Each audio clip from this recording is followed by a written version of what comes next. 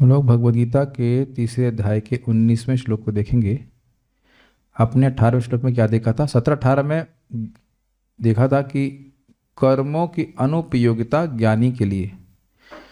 नैव तस्य कृतेनार्थो न कृतेनेह कश्चन न चास्य सर्वभूतेषु कश्चिद अर्थ व्यपाश्रयः। नैव नहीं ही तस्य उस आत्मराम पुरुष का कृतेना अर्थ कोई ऐसा अर्थ प्रयोजन पुण्य फल है जो देवताओं की उपासना को करने से उसे प्राप्त हो। न अकृते न ही कश्चन, यह इस जगत में उसको देवताओं की उपासना न करने से कोई दोष भी नहीं लगता। न चा अस्य सर्वभूतेषु, अस्य इस आत्मरामी पुरुष का सर्वभूतेषु ब्रह्मा जी से लेकर के स्थावर पर्यंत जीव जितने भी जीव हैं प्राणी हैं, उनसे कश्चिद अर्थ व्यपाश्रय, उससे उनका कोई अर्थ, वह अपने अर्थ के लिए मोक्ष की प्राप्ति के लिए वह किसी भी जीव पे आश्रित नहीं रहता, वह केवल भगवान के आश्रय में रहता है। अब यहाँ पे ऐसा बोल रहे हैं कि देखिए, क्योंकि आत्मरामी पुरुष ऐसा है जिसको आत्मा का साक्षात्कार हो जाता है, वह पूर्णतः स्वतंत्र हो जाता है, जगत के किसी भी प्राणी पे निर्भर नहीं करता। परंतु तुम इस समय आत्म साक्षात्कार नहीं हो, तुम आत्म साक्षात्कार को प्राप्त नहीं हो, इसलिए असक्त भाव से आचरण करते हुए तुम मोक्ष की प्राप्ति करो, आत्मज्ञान की प्राप्ति करो। फिर से रिपीट कर रहा हूं, जिसको अपने स्वरूप का ज्ञान हो गया, जिसको आत्मज्ञान प्राप्त हो गया, उसको मोक्ष प्राप्त करने से कोई नहीं रोक सकता। ये पिछले श्लोक में बोला गया है, उसे देवताओं की उपासना करने की जरूरत नहीं पड़ेगी, और देवताओं की उपासना नहीं करने से उसकी मोक्ष प्राप्ति में आत्मा का ज्ञान प्राप्त करने में कोई बंधन भी नहीं लगता, कोई प्रतिबंध भी नहीं लगता। सबको समझ में आ रहा है बात? लिंक तस्मात्, क्योंकि ऐसा है, क्योंकि ऐसा केवल एक ज्ञानी के लिए है जिसको आत्मानुभूति हो गई है, और तुम ऐसे ज्ञानी नहीं हो, इसलिए एक सेकंड,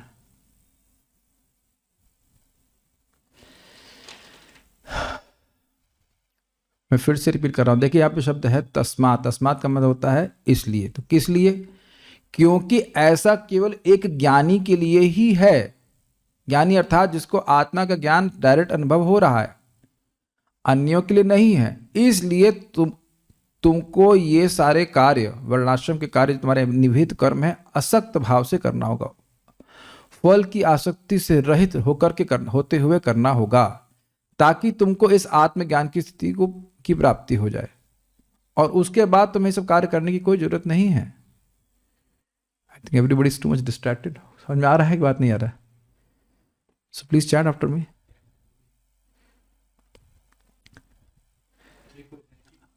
3.19, हाँ, कुछ कठिनाई हो रही है, लोग बड़े शॉक्ड लग रहे हैं इसमें। क्योंकि फिर समझने का प्रयास कीजिए, जो उसको आत्मज्ञान प्राप्त हो गया है, आत्मज्ञान केवल ये नहीं कि मैं आत्मा हूं बस जान लिया, उसको अनुभूति भी हो गई है कि वो आत्मा है।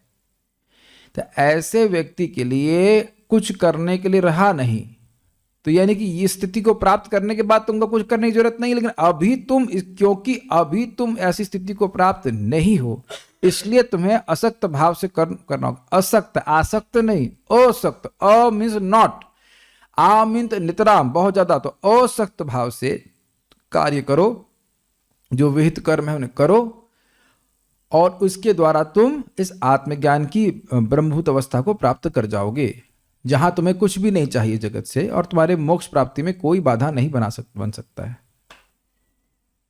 कर्मों को करो, लेकिन भोग प्राप्ति के लिए नहीं, अपने हृदय की शुद्धिकरण के लिए करो, ये बोल रहे हैं भगवान। ठीक है? तस्मादसक्तः सततं कार्यं कर्म समाचर। तस्मादसक्तः सततं कार्यं कर्म समाचर। असक्तो हि आचरन् कर्म परमाप्नोति पुरुषः। असक्तो याचरन् कर्म परमाप्नोति पुरुषः। तस्मादसक्तः सततं कार्यं कर्म समाचर।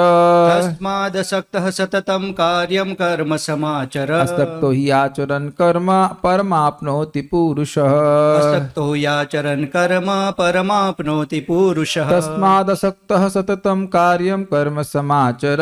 तस्मादसक्तः सततं कार्यं कर्म समाचर। असक्तो हि आचरन् कर्म परमाप्नोति पुरुषः। असक्तो याचरन् कर्म परमाप्नोति पुरुषः। ईशान। तस्मादसक्तः सततं कार्यं कर्म समाचर। तस्मादसक्तः सततं कार्यं कर्म समाचर। असक्तो याचरन् कर्म परमाप्नोति पुरुषः। असक्तो हि आचरन् कर्म परमाप्नोति पुरुषः। अतः कर्म फल में आसक्त हुए बिना मनुष्य को अपना कर्तव्य समझकर निरंतर कर्म करते रहना चाहिए, क्योंकि अनासक्त होकर कर्म करने से उसे परब्रह्म परम की प्राप्ति होती है। अन्वय। तस्मात् अतएव असक्तः सततम कार्यम कर्म समाचर।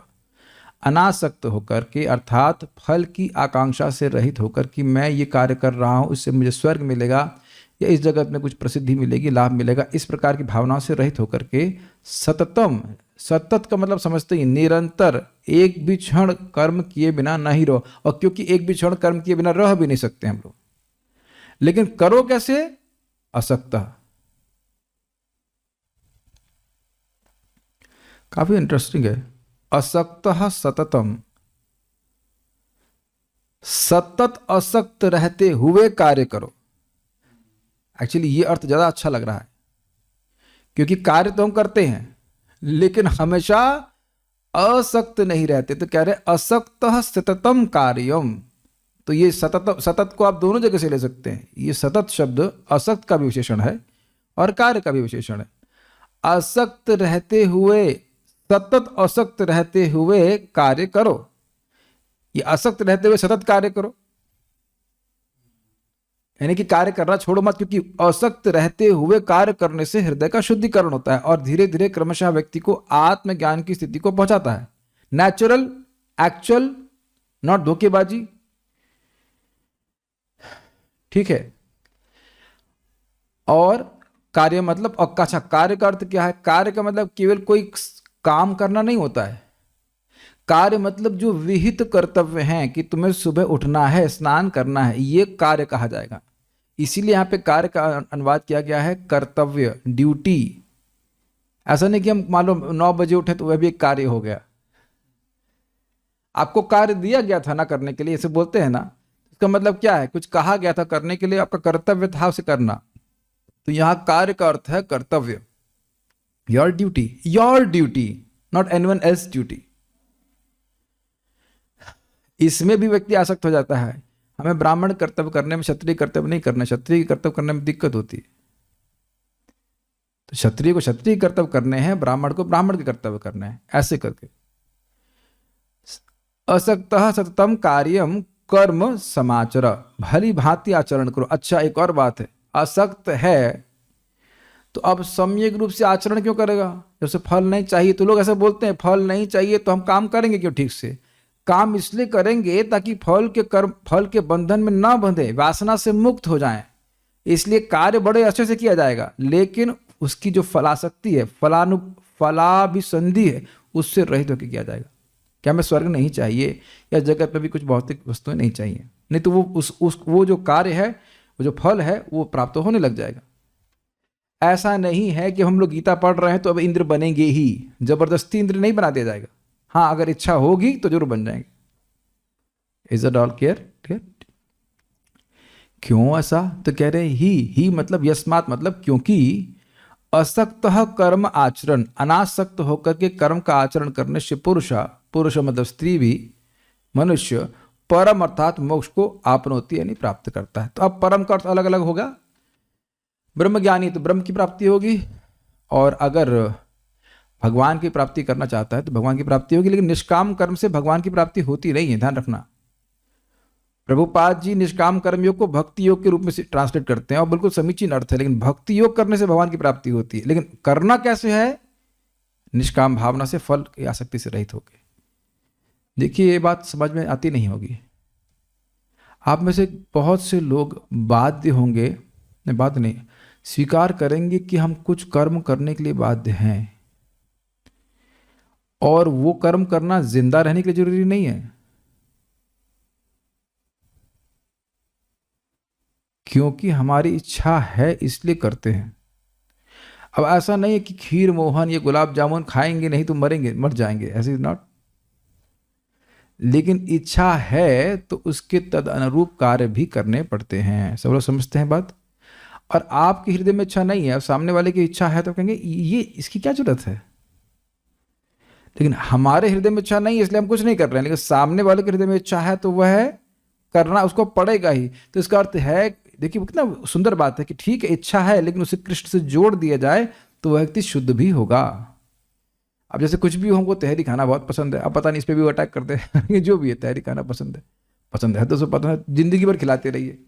क्या खाएंगे आप? तहरी, कल तहरी, परसों तहरी, अगले दिन तहरी, 7 दिन तहरी और तहरी तहरी तहरी। अब मेरा ऐसा स्वभाव है कि कुछ नया नहीं चाहिए। मंदिर में था तो खिचड़ी अच्छी लगती थी, तहरी चटनी दे दीजिए, पूरा जाड़ा कट जाएगा। Easy to serve, easy to digest everything. अब जो भी हो सकता है एक आसक्ति आप कह सकते हो, लेकिन भगवान का प्रसाद तो ग्रहण कर रहे हैं ना, उससे शुद्धिकरण नहीं हो रहा है। मैं एक एग्जाम्पल ले रहा हूं, बाकी कुछ भी है। मान लीजिए किसी को पेंटिंग करना अच्छा लगता है तो पेंटिंग करना नहीं रोक सकते हैं आप, लेकिन पेंटिंग को भगवान के लिए करेंगे तो शुद्ध भी होते चले जाएंगे। Is it okay? किसी को राइटिंग अच्छी लगती है तो राइटिंग किए बिना वो रहेगा नहीं, तो वो कृष्ण के लिए लिखे। आप मानते हैं कि बहुत फ्लेक्सिबल सिस्टम है ये और सभी को शुद्धिकरण होने का मौका है। किसी को कुकिंग अच्छी लगती है तो भगवान के लिए कुकिंग करे, क्या कठिनाई है? Is it okay? अब सभी लोग बाबा जी नहीं होते हैं, मैं भी बाबा जी नहीं हूं, ऐसा मैं सोचता था, लेकिन लाल कपड़ा ले लेने से कोई बाबा जी नहीं बन जाता है। बाबा जी ही बाबा जी ही होते हैं, और दुनिया बाबा जी से नहीं चलती है। सब लोग बाबा जी बन जाएंगे तो दुनिया कैसे चलेगी? Baba ji is not Baba ji. अब sorry, only Baba ji is Baba ji and Baba जीनी इज बाबा जीनी। Not everybody is Baba ji, but everybody is qualified for yagya. कुछ समझा पा रहा हूं मैं? जब वैराग्य होगा तो वैराग्य होगा, इसका मतलब ये नहीं कि आपका शुद्धिकरण भी नहीं हो सकता है। क्या इस पूरे अध्याय में हम बार बार ये सब नहीं सुन रहे हैं? जिसका हृदय अशुद्ध है वह यज्ञ की प्रक्रिया को करता है, वह क्रमशः उसका हृदय शुद्ध हो जाता है। भगवान जंप करने के लिए नहीं बोले थे क्या? कर्मेंद्रियाणि संयम्य या आस्ते मनसा स्मरण अहंकार विमूढ़ात्मा वित्याचार से उच्यते। Is it not? जिस स्तर पे हैं आप उसी स्तर पे कहेंगे। आप कहो कि मैं मुर्गा खाऊंगा तो मुर्गा नहीं खाने वाला, कभी नहीं संकल्प आता है। कुछ लोगों के लिए यही छोड़ना मुश्किल होगा। Do you agree with all this things? आप सोच रहे हैं ना, आप लोग भक्त हैं, कभी किसी ने मुझे नहीं बोला कि रोज मुर्गा खाने का मन कर रहा है। कभी कोई नहीं बोलता। पहले खाया भी हो कभी तो कभी कोई नहीं बोलता, कोई नहीं बोलता। लेकिन इसका मतलब ये नहीं कि कोई भी इच्छा नहीं रहेगी। तो इच्छा रहेगी इसका मतलब ये नहीं कि आप भजन नहीं कर सकते। आई थिंक कुछ एनकरेजमेंट मिल रहा होगा, लेकिन ये मैं अपने मन से नहीं बोल रहा हूं, यहां पे आप देख ही रहे हैं। तस्मात् असक्तः सततम, ये समझते हुए कि मैं आत्मा हूं लेकिन आत्मा के अनुभव से दूर हूं, ये मानते हैं। इसलिए तस्मात्, इसलिए असक्तः सततम, असक्त होते हुए, इस जगत के फलों में आसक्त हुए बिना, सततम कार्यम कर्म समाचरः, निरंतर ही कार्य अपने कर्तव्य करते रहो जो विहित कर्म है, सम्यक रूप से करते रहो, अच्छे से करते रहो, जितना अच्छे से किया जा सकते है उसको कीजिए। क्यों? क्योंकि असक्त ही आचरण कर्म। इस प्रकार से अनासक्त होकर के फल की आसक्ति से रहित होकर कर्म करने से व्यक्ति परम अर्थात मोक्ष की आपनोति प्राप्त करता है। पुरुष मतलब मनुष्य। क्लियर है श्लोक? आगे देखते हैं।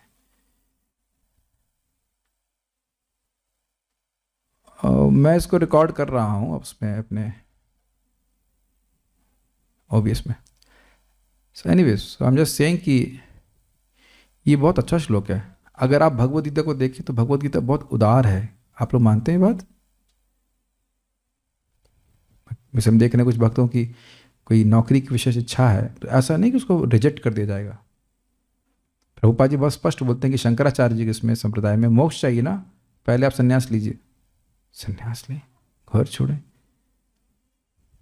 लेकिन भक्ति मार्ग इस प्रकार का नहीं है। भक्ति मार्ग ऐसा है कि व्यक्ति किसी भी आश्रम में हो, जैसे जैसे वो भक्ति में आगे बढ़ता जाता है वो अपने आप ही विरक्त हो जाता है। ये एक टेस्ट है कृष्ण भावना का। रुको फॉरवर्ड, श्रीधरी 3.19, क्योंकि इस प्रकार के ज्ञानी के लिए ही कर्म अनुपयोगी है, परंतु अन्यों के लिए नहीं, इसलिए तुम कर्म करो। इसको कहने के लिए यह श्लोक कहते हैं। इस प्रकार के ज्ञानी का मतलब क्या हुआ? जिसका वर्णन श्लोक क्रमांक 17-18 में हुआ। कुछ दिखाइए, 17वां श्लोक दिखाइए, तब समझ में आएगा कैसा। यस्तु आत्मरतिरेव स्यात् आत्मतृप्तश्च मानवः आत्मन्येव च संतुष्टस्तस्य कार्यं न विद्यते। जिसकी आत्मा में ही रति है, जो आत्मा से ही तृप्त है, जो आत्मा में ही संतुष्ट है, उसके लिए कोई कारण नहीं है। ऐसे ज्ञानी के लिए कर्म अनुपयोगी है। नैव तस्य कृतेनार्थो ना कृतेनेह कश्चन नाचा सर्वभूतेषु कश्चित् अर्थव्यपाश्रयः। ऐसा व्यक्ति के लिए कोई भी कार्य, देवताओं के लिए कोई कार्य करने के लिए कोई जरूरत नहीं, से कोई पुण्य नहीं मिलेगा, उसको कोई जरूरत नहीं है, और नहीं करने से कोई पाप नहीं होगा, और न ही वह किसी जीव पे आश्रित है ऐसा व्यक्ति। तो ऐसा व्यक्ति के लिए, क्योंकि ऐसे व्यक्ति के लिए, इस प्रकार के ज्ञानी के लिए कर्म अनुपयोगी है। लेकिन ऐसे लोग बिरले ही होते हैं। यानी हम सब लोगों के लिए कर्म करना, कर्म से मेरा मतलब है भगवान के लिए कार्य करना। यहाँ पे हम लोग भक्ति में ट्रांसलेट कर रहे हैं, भक्ति करना बहुत जरूरी है। प्लीज, भक्ति योग ज्ञान से श्रेष्ठ है, मैं वो नहीं बोल रहा हूं कि वो ज्ञान से नीचे है, बस मैं इतना बोल रहा हूं कि हमारे लिए एक्शन करना बहुत जरूरी है। इस समय भी हम कुछ एक्शन कर रहे हैं कि नहीं? बोल रहे हैं, सुन रहे हैं, एक जगह बैठ करके बस शांति से नहीं रह सकते हैं। I think is very clear. लेकिन क्योंकि इनका संबंध भगवान से है तो व्यक्ति शुद्ध होता जा रहा है। असक्त अर्थात फल संग रहित होते हुए, इसका अर्थ समझते होंगे आप लोग। स्वर्ग की कामना या इस जगत में कुछ महान बन जाने की कामना, दोनों को छोड़ते हुए ये इसका फल जो भी आएगा इस जगह का, वो भगवान से संतुष्ट हो। कार्यम अर्थात जो अवश्य किए जाने चाहिए उन विहित नित्य नैमित्तिक कर्मों का समाचर अर्थात सम्यक रूप से आचरण करो। देखिए, नित्य क्या होते हैं? नित्य मतलब जो रोज किए जाने वाले कर्म होते हैं, और नैमित्तिक होता है जो किसी विशेष परिस्थिति दिन में किए जाते हैं। मान लो वर्णाश्रम में अब श्राद्ध हर दिन नहीं किया जाता है, श्राद्ध एक विशेष समय में किया जाता है। और कुछ यज्ञ आते हैं जो हमने 5 महायज्ञ सुने थे, वह रोज किए जाते हैं, तो उनको अच्छे से करो, लेकिन अनासक्त होकर के। ये क्लियर हो गया। भक्ति में क्या करेंगे? भक्ति में तो खैर, भक्ति तो नित्य है, जप करना तो नित्य है, भगवान के दर्शन करना, ये इनको अच्छे से आचरण करो। लेकिन हृदय का शुद्धिकरण ज्यादा चाहते हैं, जल्दी चाहते हैं, तो निष्काम भावना से करो। थोड़ा समझने का प्रयास कीजिए। हृदय अशुद्ध है, लेकिन हृदय को शुद्ध करना चाहते हैं, तो ये निष्कामता है। Is it okay? अशुद्ध हृदय से भी हम निष्काम भजन कर सकते हैं, क्योंकि हृदय को शुद्ध करना चाहते हैं। ये कुछ मिस्टीरियस लग रहा है बात आपको? हृदय में अशुद्धि है, लेकिन मैं हृदय को शुद्ध करना चाहता हूं, तो ये निष्काम भावना है, निष्काम भजन है। Is it all okay?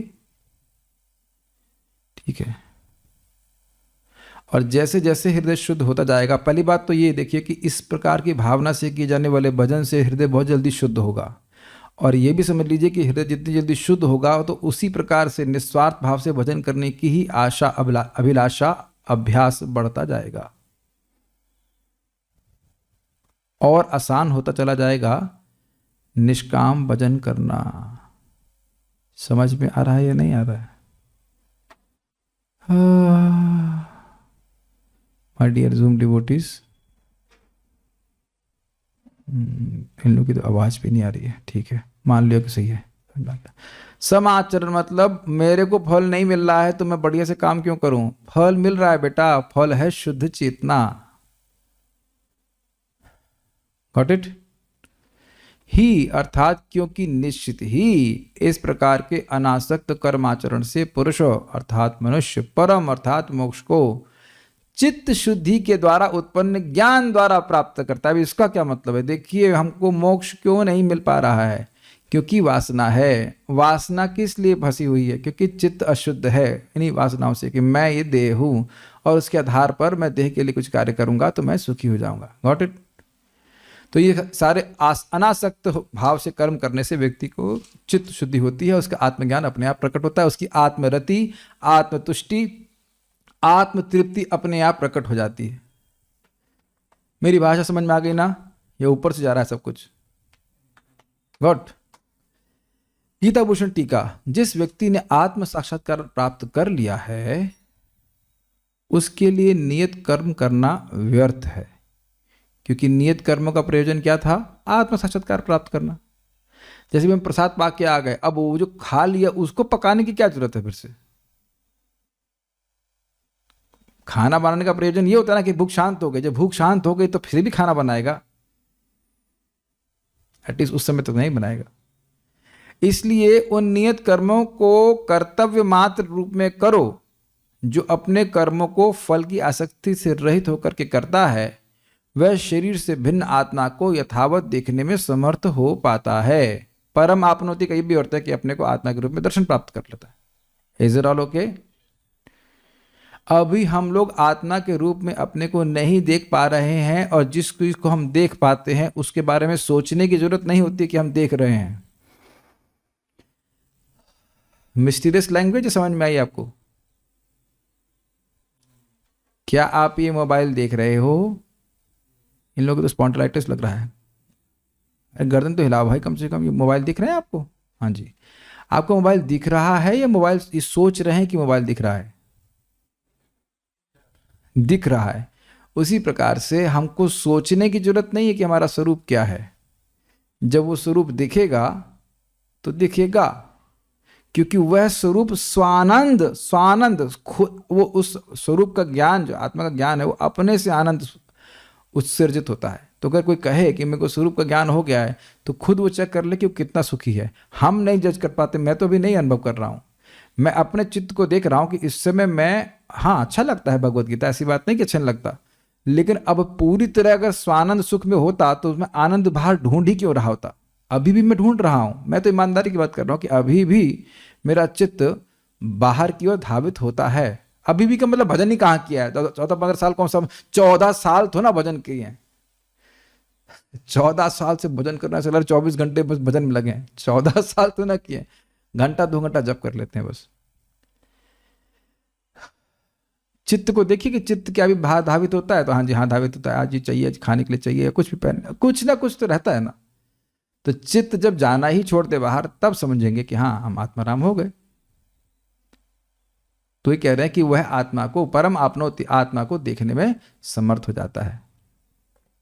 तात्पर्य, भक्तों के लिए श्री भगवान परम है, देख लीजिए, और निर्विशेषवादियों के लिए मुक्ति परम है।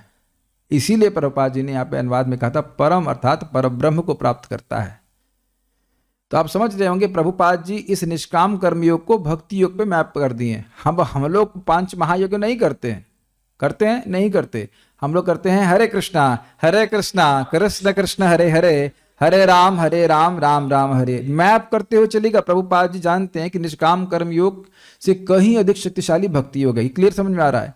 तो वह भक्ति को निष्काम कर्मयोग को भक्ति के रूप में ट्रांसलेट करते हैं, और बिल्कुल समीचीन है, क्योंकि अब समीचीन सही है, सम्यक है, अच्छा है, क्योंकि भक्ति योग ही काम करता है। लेकिन वो करना कैसे है? निष्काम भाव से करने का प्रयास करना चाहिए, मेरी आत्मा की शुद्धि हो जाए। और नहीं कर पा रहा है तो जैसे कर रहे हो वैसे वो भी ठीक ही है, लेकिन सर्वश्रेष्ठ है कि निष्काम भावना से किया जाए। भक्ति करे लेकिन उसके बदले में कुछ चाहे नहीं, तो उसके बदले में कृष्ण मिलेंगे। तो इसीलिए प्रभुपाद कह रहे हैं परम आपनोति का मतलब हो गया भगवान भक्तों के लिए, और निर्विशेषवादियों के लिए जो आत्मज्ञान प्राप्त करना चाहते हैं उनके लिए आत्मा। क्लियर हुआ? अतः जो व्यक्ति समुचित पथ प्रदर्शन पाकर और कर्म फल से अनासक्त होकर कृष्ण के लिए या कृष्ण भावनामृत में कार्य करता है, वह निश्चित रूप से जीवन लक्ष्य की ओर प्रगति करता है। Very nice. Our bondage is getting slowly disentangled. We are getting slowly disentangled. जैसे जैसे भक्ति कर रहे हैं धीरे धीरे करके हम लोग इस बंधन से मुक्त हो रहे हैं। जैसे आप देखते होंगे कि कभी कभी कोई बंधन बड़ा स्ट्रांग होता है, गांठ बहुत स्ट्रांग होती है, थोड़ा सा पानी डाल देते हैं उसमें हल्का सा, फिर थोड़ा फूल जाता है, ऐसा कुछ होता है, उसका फिर थोड़ा खोलने का प्रयास करते हैं, फिर उस पर हल्का सा कुछ पानी डालते हैं। समझ रहे हैं मेरी बात? धीरे धीरे धीरे करके वह हृदय जो ग्रंथि वो खुल जाती है।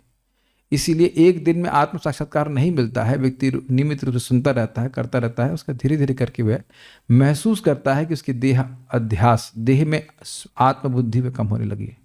इसको व्यक्ति को खाली सोचने से नहीं है कि हम खाली सोचते बैठे कि मैं देह नहीं हूं, देह नहीं हूं, तब तक ही सोचोगे जब तक भूख नहीं लगेगी।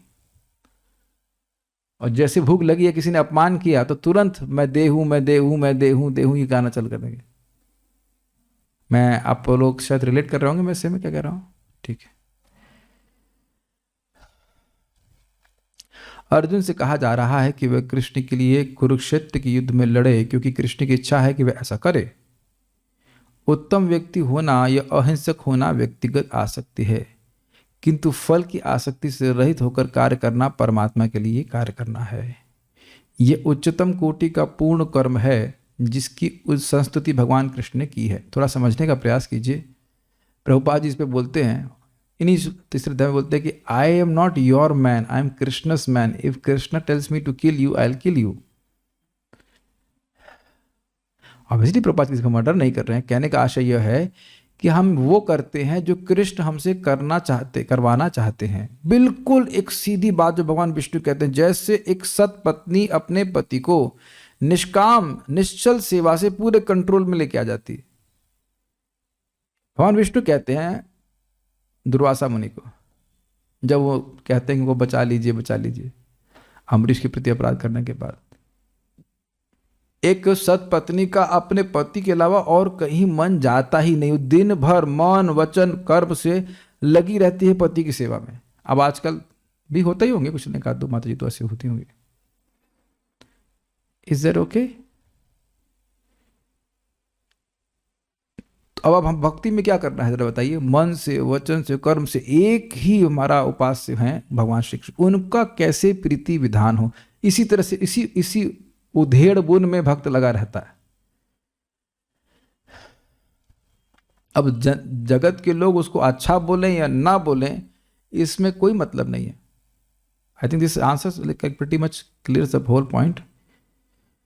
तुम्हारे परिवार वाले क्या कहेंगे, ये कहेंगे, वो कहेंगे। अब उस आसक्ति में फंस गए तो भगवान की शरणागति कैसे स्वीकार कर पाएंगे? भगवान को जो प्रिय लग रहा है वो कैसे कर पाएंगे बताइए? I think it's very clear.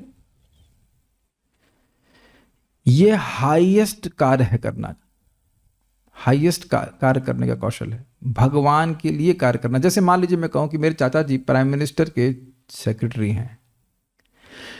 वाह, वाह नहीं निकलेगा, आप प्राइम मिनिस्टर के सेक्रेटरी हैं, डायरेक्ट सेक्रेटरी हैं, यानी बहुत अंतरंग सेवा करते होंगे। तो जो व्यक्ति प्रचार कार्य में लगा रहा है, जो मतलब जो कोई भी, चाहे एक ही व्यक्ति को आप प्रचार कर रहे हो, गीता भागवत ज्ञान दे रहे हो, वो भगवान की सबसे अंतरंग सेवा कर रहा है, जो सेवा भगवान सबसे अधिक मानते हैं।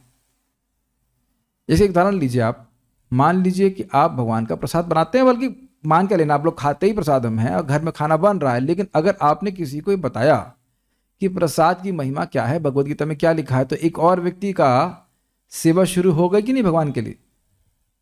तो ये पर्याप्त नहीं है कि हम भोग लगाएं, प्रसाद पाएं और उसका डकार ले लें या डकार भी न लें। आवश्यक है कि इस ज्ञान को दूसरों को भी दिया जाना चाहिए, ताकि हमारे मरने के बाद भी प्रसाद लगाने की परंपरा, भोग लगाने की परंपरा बनी रहे। Is it all clear? महाराज पे बड़ा विनोद करते हैं परम पूज्य वृंदावन महाराज की, माताओं की गोष्ठी बहुत जल्दी बनती है। नहीं, माता जी लोगों की कमेटी बहुत जल्दी बनती है। तो उस कमेटी बनाने की प्रवृत्ति का उपयोग करना चाहिए। अरे तुमको पता है, सुनती हो, ये भगवान का भोग लगाने से इतना फायदा होता है। अच्छा, क्या फायदा होता है? तो तुम भी भोग लगाना चालू कर दो। अब हमारे ही ग्रुप में एक भक्त हैं, वो बड़ा अच्छा लगता है उनको, बस हमारे ही स्टूडेंट ने ऐसे बस कुलीग है उनके, उसे बता दिया हरे कृष्ण मंत्र करने के लिए। अब वो 16 माला करते हैं, रोज रोज 16 माला करते हैं। जिसने बताया वो पता नहीं कहाँ चला गया, वो तो नहीं दिख रहा है, लेकिन जो उसको बताया हुआ आकर भजन कर रहा है, भक्ति कर रहा है। Is it not? इतना तो कोई भी कर सकता है। नहीं, मुझे याद है हम होटल गए थे, तो वहां पे जिनके घर में कार्यक्रम करने गए थे, तो कार्यक्रम के बाद माताएं, बहुत सारे कांग्रेगेशन डिवोटी आते थे। एक माता जी, वहाँ की माता जी से बोल रही थी, इनका घर था, ये हरे कृष्ण मंत्र ही करना है क्या? हाँ हाँ। तो माता जी बोलते हैं हाँ यही हरे कृष्ण मंत्र है, यही महामंत्र है, ये कलयुग में यही दिया गया है, ये बताया गया। जबकि मैंने बोला था प्रवचन में, मेरी बात पे लग रहा है विश्वास नहीं हुआ, विश्वास हुआ कस्टमर के ऊपर। अच्छा यही करते हैं, हाँ यही करना होता है, हरे कृष्ण मंत्र करना होता है। तो एक ही बात को 2-4 लोगों से 10 लोगों से सुन लेगा तो व्यक्ति का मन पक्का हो जाता, हाँ सही कर रहे हैं लोग। I just was very happy, है कि नहीं? ये उच्चतम कोटि का पूर्ण कर्म है जिसकी संस्तुति भगवान कृष्ण ने करी। तो अब जनता क्या कहती है उससे हमारा कोई मतलब नहीं है। एक बात कभी सोचा है कि जनता अगर सुखी हो भी जाएगी तो कर क्या लेगी आपका? मरते समय जिला देगी, ये मानो हम नरक जा रहे हैं तुमको रोक लेगी? रक्षा करने वाले कृष्ण है। नियत यज्ञ जैसे वैदिक अनुष्ठान उन पाप कर्मों की शुद्धि के लिए किए जाते हैं जो इंद्रिय तृप्ति के उद्देश्य से किए गए हों, किंतु कृष्ण भावनामृत में जो कर्म किया जाता है वह अच्छे या बुरे कर्मों के फलों से परे है। कृष्ण भावना भावित व्यक्ति में फल के प्रति लेश मात्र आसक्ति नहीं रहती, वह तो केवल कृष्ण के लिए कार्य करता है। वह समस्त प्रकार के कर्मों में रत रहकर भी पूर्णतया अनासक्त रहा आता है। ये तो आप बहुत स्पष्ट समझ रहे हैं। प्रभुपाद जी समझाते हैं कि कोई बिजनेसमैन है, उसने कहा जाओ जाओ जा करके उसका प्रमोशन करो। अब वो प्रमोशन हो या नहीं, मतलब प्रमोशन मतलब सफल हो या नहीं हो वो तो आगे की बात है, उस व्यक्ति का कर्तव्य है कि वो जाए। जैसे आप जानते ही हैं, आर्मी वाला एग्जाम्पल कई बार आया, फिर यहाँ पे आप देख लीजिए, आर्मी का जवान जानता है कि मेरी सामने वाले से कोई दुश्मनी नहीं है। अब बताओ जिस व्यक्ति से लड़ रहा है उसका नाम भी ना जाने, दुश्मनी कैसी होगी ये बताइए आप। डिटैचमेंट देखिए, इस जगत में आप किसी पे गोली मारे, नहीं ऐसे नहीं, कोई व्यक्ति किसी को गोली मार रहा है तो दुश्मनी होनी चाहिए ना। लेकिन आप देखो फौज में लोग झगड़ा करते हैं, फौज में आपस में लड़ाई कर रहे हैं, जिसको गोली मार रहे हैं उससे पूछो नाम क्या है, उसको गोली मार रहे हो, तो क्या बोलेगा? हमको नहीं पता, सरकार का आदेश है। अग्रीड? और इसके लिए उस सैनिक को पुरस्कार प्राप्त होता है। बहुत मेरे ख्याल से इससे अधिक बोलने की जरूरत नहीं, एकदम आना एकदम क्लियर हो रहा है कि उसको अब अपने से कोई मतलब नहीं है, और खुद भी मर जाए तो भी कोई मतलब नहीं है। सरकार ने कहा इसलिए गोली चला रहे हैं, और नहीं कहेगा तो रुक जाएंगे। I think it's very clear. और टेरर वाला एग्जांपल भी हम जानते हैं, कैशियर है, पैसे गिन रहा है, लाखों पैसे रुपए गिन लिया, उसको अपनी सैलरी से मतलब वो मिल जाती है, बाकी लाखों करोड़ रुपए बैंक में आ रहे हैं जा रहे हैं, से कोई मतलब नहीं है। हम लोग इस जगत के हैं ही नहीं, पता नहीं मुझे हम सब लोग कब समझ में आएगा। हम यहाँ के है ही नहीं, we are not made for here. हमारी चिप इस भौतिक जगत से में एकदम इनकम्पैटिबल है। ये जो इंजन, ये यंत्र है, इसमें जो आत्मा रूपी चिप है ना, वो बिल्कुल इनकम्पैटिबल है। आत्मा का कोई गुण इस शरीर से नहीं मिलता है। हम इस स्थान के हैं नहीं, हमें भगवान के पास जाना है। ये बात अगर स्मरण रहे तो ये श्लोक को अप्लाई करने में कोई कठिनाई नहीं होगी, और अगर नहीं तो इसके विपरीत करके देख लेना कि कहाँ मन लगता है। जो भी मन में आप लिख लो कि मुझे ये चाहिए, स्त्री चाहिए, धन चाहिए, ये चाहिए, वो चाहिए, और लिख लीजिए, और उसको जो प्राप्त हो जाएगा तब देखना कि क्या संतुष्टि मिली, तो उत्तर होगा नहीं मिली। तो कुछ लोग सुन के समझ लेते हैं और कुछ लोग करके समझ में आता है कि हाँ भाई नहीं मिली। हाँ, इसके बीच में पूरे टाइम आपकी 16 माला हरे कृष्णा कृष्ण कृष्ण हरे हरे, हरे राम राम राम हरे, ये होता रहना चाहिए। उसका जो माया में जाओ या ना जाओ उससे कोई मतलब नहीं, क्योंकि जब ऐसी 16 माला करके माया में जाएंगे तो वैसी संस्कृति को नहीं प्राप्त होंगे जैसा कि बिना भजन किए जाए। ये भागवत में श्लोक है, न अंग संस्कृति में। उस प्रकार से भक्त जगत में नहीं गिरता है जैसा कि भौतिकतावादी व्यक्ति गिरता है। क्यों? वह रसग्रह जना, वह भगवान की भक्ति के रस को, सुख का अनुभव कर चुका है, और उसको स्मरण करके फिर वो भक्ति में आएगा। मेरी बात समझ ही रहे होंगे। भगवान श्री कृष्ण की भक्ति करने वाला व्यक्ति स्वतः ही कर्म बंधन से मुक्त होता जाता है। उसको अच्छे और बुरे से कोई मतलब नहीं है। अरे तुम लोग पालक तोड़ते हो तो पालक की जान नहीं जाती? हाँ जाती है, लेकिन कृष्ण को अर्पित की जा सकती है, इसलिए हमें कोई दिक्कत नहीं है। टमाटर तोड़ते तो उसको पेड़ को कष्ट होता होगा, लेकिन भगवान श्री कृष्ण को अर्पित है इसलिए कोई दिक्कत नहीं है, बल्कि उस टमाटर के पौधे का भी लाभ होता है। Fine, okay. यहाँ कोई प्रश्न है किसी का? स्वरूप सिद्ध जीवात्मा के क्या लक्षण है, कैसे पहचाने? इसका वर्णन तो 17-18 में किया गया था, आपने सुना नहीं? यस्तु आत्मरतिरेव स्यात् आत्मतृप्तस्य मानव आत्मन्येव संतुष्ट तस्य कार्यम न विद्यते। देखिए, स्वरूप सिद्ध व्यक्ति का एक बहुत सिंपल लक्षण है, ब्रह्मभूतः प्रसन्नात्मा न शोचति न कांक्षति समः सर्वेषु भूतेषु मद भक्ति लभते पराम। तो जो ब्रह्मभूत अवस्था में है उसका क्या लक्षण है? प्रसन्न आत्मा। तो प्रसन्न आत्मा के दो अर्थ हैं, एक वो प्रसन्न रहता है, खुश रहता है, और दूसरा अर्थ है शुद्ध हो गया है। वो इसलिए क्योंकि शुद्ध हो गया इसलिए प्रसन्न है, वो भी एक अर्थ है। और क्यों प्रसन्न है? न शोचती न कांक्षती, न तो वह शोक करता है और न वह लालसा करता है। और आप सुन चुके हैं अशांतस्य कुतः सुखम। तो जो व्यक्ति शांत हो गया, ये मानते हैं कि जब तक शोक नहीं हो रहा है तब तक शांत है, और जब तक लालसा नहीं हो रही तब तक शांत है। जब शोक और लालसा नहीं है तो मोह भी नहीं है, ग्रहण कर लेना होगा।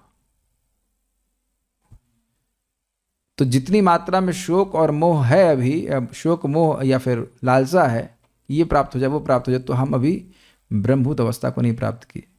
हाँ, लेकिन जिसके मन में आ गया कि मैं कृष्ण का दास हूं, मेरा एकमात्र कर्तव्य कृष्ण की सेवा करना है, तो वह ब्रह्मभूत अवस्था को प्राप्त हो गया। Is it all okay? मैं अब सिंपल सी बात बोल रहा हूं, समझने का प्रयास कीजिए। अपनी स्थिति को भगवान के सामने ही स्वीकार कर लेना चाहिए कि भगवान, बनना तो मैं चाहता हूं आपका शुद्ध भक्त, लेकिन ये इच्छाएं मेरी हैं, आप जैसे चाहे करना चाहें करें। इनको समाप्त कर दे तो सबसे अच्छा है, और नहीं तो ग्रेजुअली करना चाहते तो वह भी ठीक है। क्योंकि हो सकता हो कि ये भी संभावना हो कि हम भी नहीं चाहते कि उस इच्छाओं को तुरंत भगवान हटा दें। ये बहुत गंभीर है। मैंने महाराज से पूछा था, महाराज भगवान तुरंत क्यों इच्छाओं को नहीं हटा देते हैं? आप लोग कभी सोचे नहीं इस तरह कि भगवान हमारी भौतिक इच्छाओं को तुरंत क्यों नहीं हटा देते हैं? तो देखिए, क्योंकि हमको बहुत कष्ट होगा।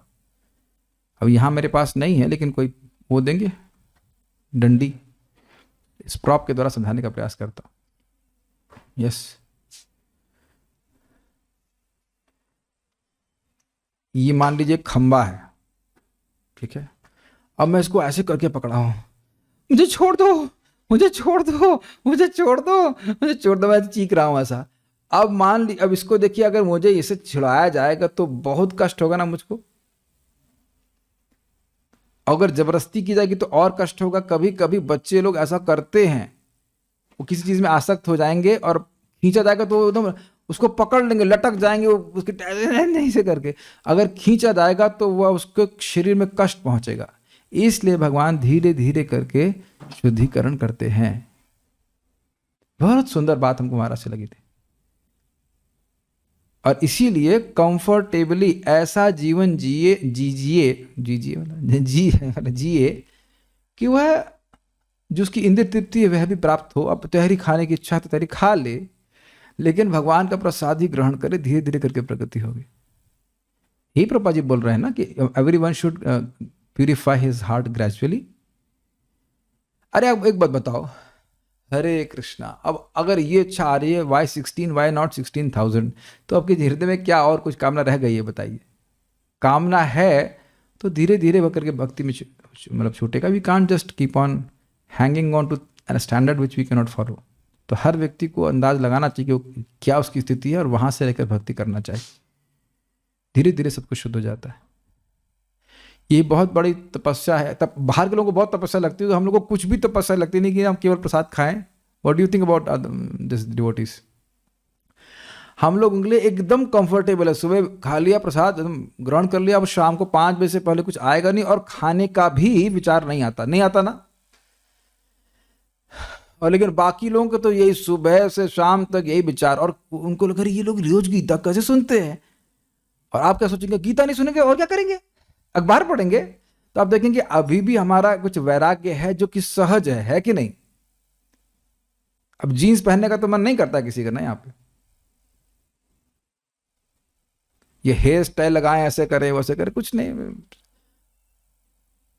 तो हम लोग भी कुछ प्रगति ही की है, और वह प्रगति अन्य लोगों को बहुत ज्यादा लगती है। अग्रीड? और हमसे भी आगे बहुत सारे लोग जो पूरे देह धारणा से विरक्त हैं, तो वो जिस स्तर पे हैं वो वैसे कार्य करेगा। प्लीज सुनिए, जो व्यक्ति जिस चेतना के स्तर पे है वो वैसे ही कार्य करेगा। आप किसी को जबरदस्ती नहीं कर सकते हो, और कभी नहीं करना, कभी नहीं करना। और ना शास्त्र ऐसा कर रहा है। जो नर्सरी में है वो नर्सरी में है, जो फर्स्ट में है सो फर्स्ट में है, जो फोर्थ में है तो फोर्थ में है। Got it? और क्रमशः सभी लोग प्रगति कर रहे हैं। ये बात देखनी चाहिए। ओके। एक बिजनेसमैन निष्काम कर्म युग कैसे इंप्लीमेंट कैसे करे? क्या वह धन कमाने के विषय में सोचे? ना सोचे, फिर तो धन में आसक्ति होगी। देखिए, विषय, ये बिजनेसमैन और धन के बारे में ना सोचे, ऐसा हो नहीं सकता है। लेकिन उस धन को भगवान के प्रचार में लगाए।